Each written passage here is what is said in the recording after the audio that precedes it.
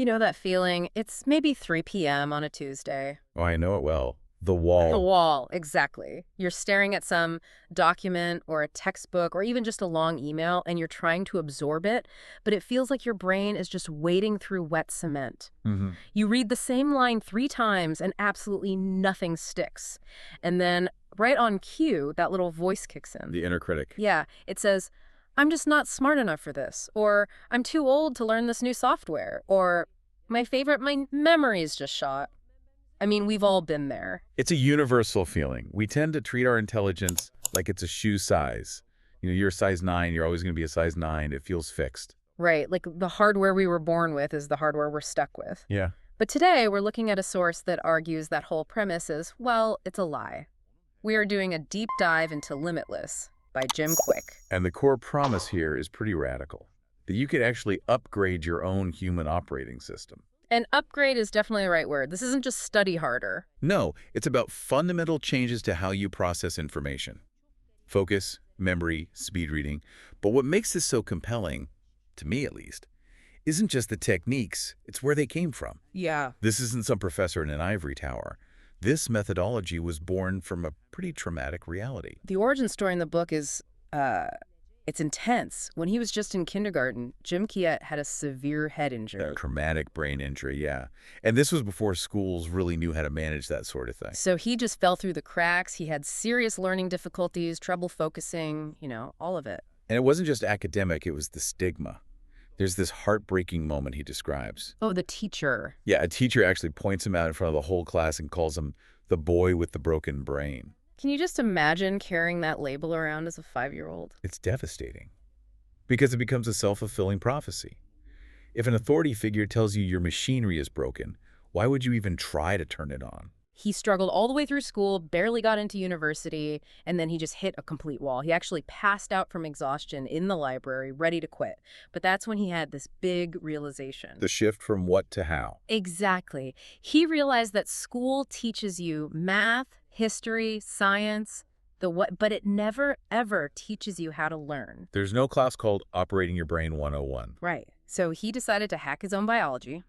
He became obsessed with the mechanics of learning itself, neuroscience, mnemonics, speed reading.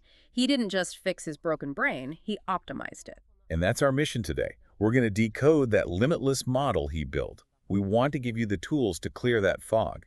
But before we get to the solution, the source spends a good amount of time diagnosing the problem. Because it really does feel harder to learn today than it used to, doesn't it? It is harder. And the source identifies a modern villain in this story. He calls it the digital deluge. The stats here are just wild. The source says we consume 3 times as much information today as people did in the 1960s. And honestly, that might be a conservative estimate. I mean, think about it. Our biological hardware hasn't evolved in 50 years. We have the same brain, but we're feeding it a fire hose of data. It leads to burnout, anxiety, shutdown. But it's not just the volume. It's our relationship with technology that's causing what he calls digital dementia. Okay, that sounds terrifying. Is that a real medical diagnosis? It's more of a functional description of what's happening. Think about the Google effect. If you want to know who won the World Series in 1988, do you try to recall it? No way. I pull out my phone and I search it before I even finish the thought. I don't remember phone numbers anymore. Right. And the brain is like any other muscle. It operates on a use it or lose it principle. When you outsource your memory to a device, your hippocampus, that's your memory center, it doesn't get a workout. It atrophies. So technology is making us cognitively flabby. In a way, yes. It creates passive consumption. We want knowledge served on a gold platter. We watch a YouTube video to solve a problem instantly rather than struggling through it. And the struggle is where the growth happens. That's what builds the neural pathway. Without the friction, there's no growth. Okay, so we're suffering from digital toxicity. That's the diagnosis. Let's talk about the cure, the limitless model. It's 3 intersecting circles, right? Mindset, motivation, and methods. Think of it like a Venn diagram.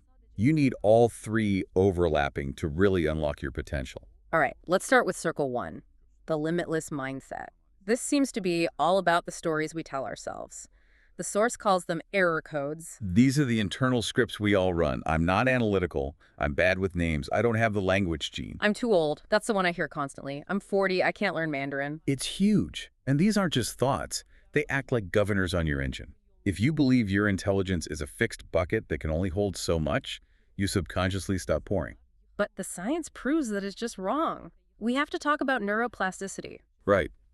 Simply put, it's the brain's ability to reorganize itself by forming new neural connections throughout life. Your brain isn't hardwired, it's soft-wired.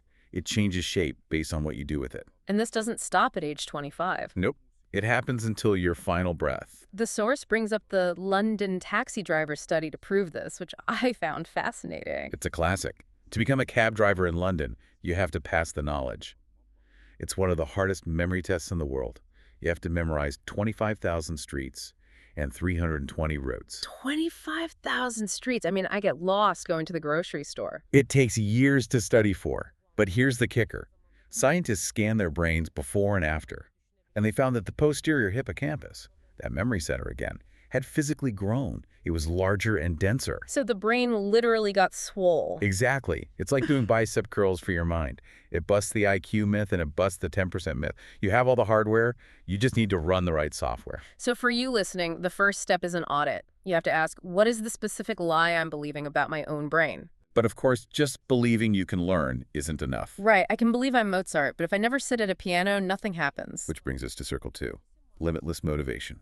And I usually roll my eyes at motivation talks, but Kwik treats it like a mathematical formula. He does. It's very practical. The formula is motivation equals purpose times energy times small, simple steps. P times E times S3. Okay, let's break that down. Factor A, purpose. And this isn't just, I want to get an A on the test. No, that's a goal, not a purpose. A purpose is visceral. The source tells a great story about a 75-year-old man who was at the gym at 5 a.m. every single morning. Wow. Does he love cold iron and sweat at 5 a.m.? Probably not. I certainly wouldn't. But his purpose isn't fitness. It's his grandchildren. He wants to be able to pick them up, run with them, and not be the grandfather who has to just sit and watch. That emotional connection, that's the fuel. It is, and it connects directly to identity. Language shapes behavior. Don't say, I'm going to try to read more. Say, I am a reader. I'm a learner. It becomes part of who you are. And the friction disappears. Okay, so you have purpose, you have identity, but then there's factor B, energy. This is the one that hits home for me. You can have all the drive in the world, but if you're exhausted, your brain is just dead. This is the hardware maintenance part of the show. Yeah. You can't run a high-performance program on a 1% battery. The source gives a very specific brain diet. I've got the list here. It's avocados, blueberries, broccoli, eggs, salmon, turmeric, walnuts. It's basically a salad with a side of fish. It's healthy fats and antioxidants. Your brain is mostly fat and water. If you feed it junk, you get brain fog. And sleep. The source hit really hard on sleep. Sleep is non-negotiable. It's when the brain cleans itself and cements memories. If you're not sleeping, you're not learning. Okay, so the third variable, small, simple steps. The anti-procrastination tool. This deals with overwhelm. When a task looks too big, your fear center lights up and you freeze. So the book suggests the 10-minute rule. How does that work? You make a deal with yourself. I will only do this for 10 minutes. If I want to stop after that, I can. But you usually don't stop. Exactly. The hardest part is starting. Once you break that inertia, you just keep going. It tricks your brain. I like that. Low stakes. So we've debugged mindset. We've fueled up the motivation. Now we need the tactics. Circle 3, limitless methods, the toolbox. And this is where it gets really actionable. These are the brain hacks. Okay, let's run through them. First up, music. And the source is very specific, Baroque music. Yep, Vivaldi, Bach. Specifically, music that is 50 to 80 beats per minute. And why that tempo? It's about brainwaves. That tempo helps induce an alpha state, that sweet spot of relaxed alertness, perfect for focus and retaining information. Method number 2, scent, using your nose to study. It's pure biology. Your sense of smell is directly wired to the memory centers of your brain. The hack is to use a unique scent, like peppermint oil, while you study. And then smell it again right before the big presentation. Exactly. You smell it, and it triggers the neural pathways associated with that information. It's like a chemical bookmark. That is wild. Okay, method 3, primacy and recency. Classic psychology. We remember the first thing we hear and the last thing we hear. The middle gets lost. So, structure your learning. Don't bury the important stuff in the middle. And this connects directly to method 4, the Pomodoro technique. The tomato timer. 25 minutes of focus, 5 minutes of break. The source emphasizes that the break is not wasted time.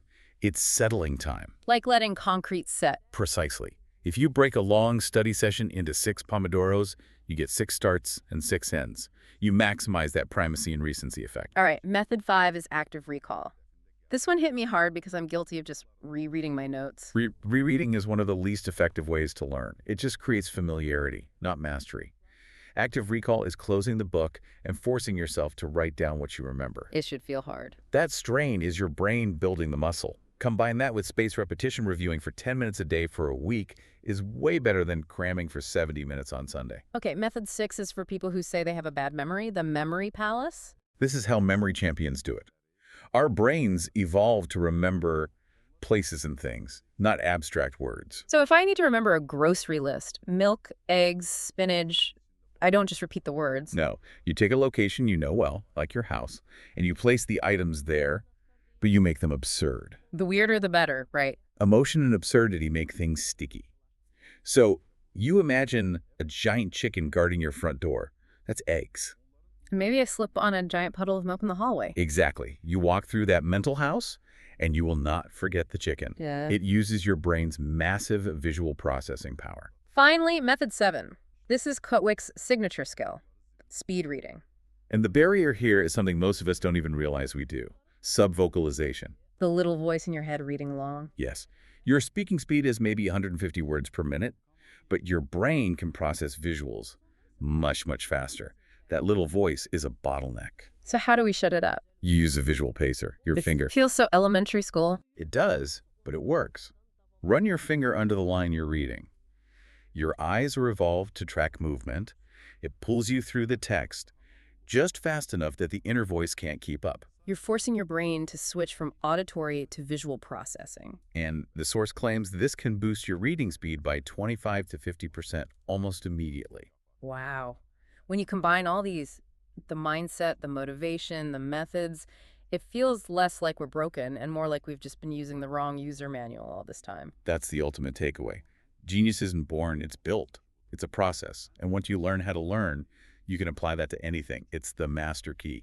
The source even touches on what happens next, something they call advanced thinking. Right, once your inputs are faster, you can upgrade the processing. Things like 6 thinking hats to look at problems from different angles. But you can't get there if you're still buffering on the basics. So here's the challenge for you, the listener. We've thrown a lot at you. The 10-minute rule, the brain diet, Baroque music, the visual pacer. Don't try to do it all tomorrow. That's a recipe for failure. Pick one. Just one. Maybe tomorrow when you're reading, just use your finger as a pacer, or just catch yourself when you say, I can't, and rephrase it. Small, simple steps. Try it out. See what happens when you decide to take the brakes off. You might find that the limits you see are just a trick of the light. That's it for this deep dive. Go upgrade that processor. Thanks for listening. Until next time.